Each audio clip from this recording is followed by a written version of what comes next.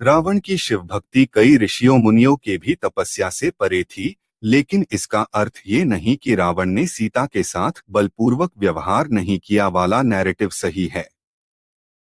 रावण ने क्या अपहरण करते समय सीता पर अपने बल का प्रयोग नहीं किया था। लंकापति का इतिहास वाल्मीकि रामायण के ही एक अंश से पता चलता है, जो महर्षि वाल्मीकि द्वारा रचित है और जिसे राम कथा का मूल माना जाता है। रंभा का नाम आपने सुना होगा। वह स्वर्ग की अप्सरा थी जो तमाम नृत्यों और कई कलाओं में पारंगत थीं। आगे बढ़ने से पहले एक और बात बताना जरूरी है कि रावण और कुबेर भाई थे। कुबेर के पुत्र का नाम था नलकुबेर। रंभा नलकुबेर की प्रेमिका थी और इस रिश्ते से वह रावण की बहू लगती थी। एक दिन जब वह अपने प्रेमी से मिलने जा रही थी, तभी रावण उसकी सुंदरता पर मोहित हो गया और उसने रंभा से आपत्तिजनक बातें पूछी। रावण ने रंभा से पूछा कि वह इतना सज-धज कर किसको तृप्त करने जा रही है। रावण ने इसके लिए संस्कृत में भोक्ष्यते शब्द का प्रयोग किया, जो दिखाता है कि वह स्त्री को उपभोग की वस्तु समझता था। रंभा ने रावण को रिश्ते नातों की याद दिलाई। रावण ने पहले तो मानने से इनकार कर दिया कि वह उसकी पुत्रवधू है, लेकिन जब रंभा ने नलकुबेर के बारे में बताया तो रावण ने फिर आनाकानी शुरू कर दी। उस समय रंभा काफी डरी हुई थी और देवताओं को भी जीत चुके रावण के बारे में उसे पता था कि वह कुछ भी कर सकता है। डर से कांप रही रंभा को शायद यह नहीं पता था कि रावण अपनी दुष्टता के कारण रिश्तों नातों की भी परवाह नहीं करेगा। क्या आपको पता है, जब यह साबित हो गया कि रंभा रावण की पुत्रवधू है, तब रावण ने क्या जवाब दिया?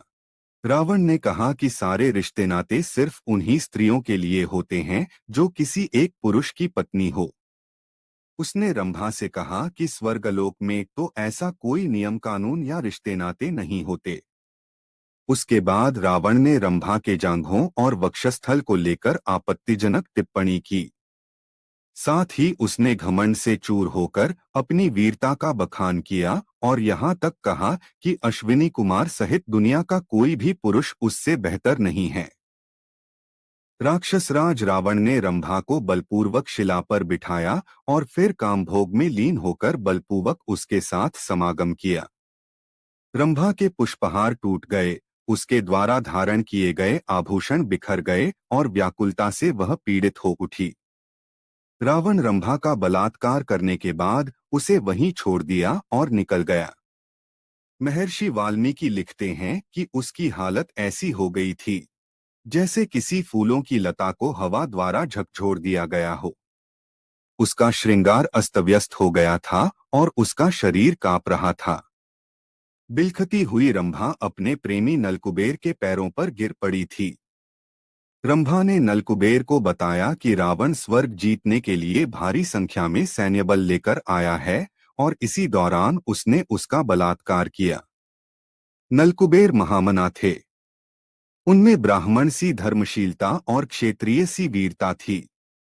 अपनी प्रेमिका के साथ हुए अत्याचार से क्रुद्ध होकर नलकुबेर ने उसी क्षण रावण को श्राप दिया कि आगे से उसने किसी भी स्त्री के साथ बलपूर्वक समागम करना चाहा तो उसके सिर के टुकड़े हो जाएंगे। अर्थात रावण तब तक किसी स्त्री के साथ संभोग नहीं कर सकता था जब तक वह ऐसा न चाहती हो। अब आपको जवाब मिल गया होगा कि रावण ने सीता से इतनी मिन्नतें क्यों की। उसने क्यों सीता के साथ लंका में जबरन कुछ गलत के समय भी रावण ने अपने ही मुंह से कहा था कि किस तरह से उसने इधर-उधर से काफी सारी स्त्रियों का अपहरण कर उन्हें लंका में लाकर रखा है। उपर्युक्त कहानी वाल्मीकि रामायण के उत्तरकांड में वर्णित है और श्लोक संख्या देखकर आप उसे पढ़ सकते हैं।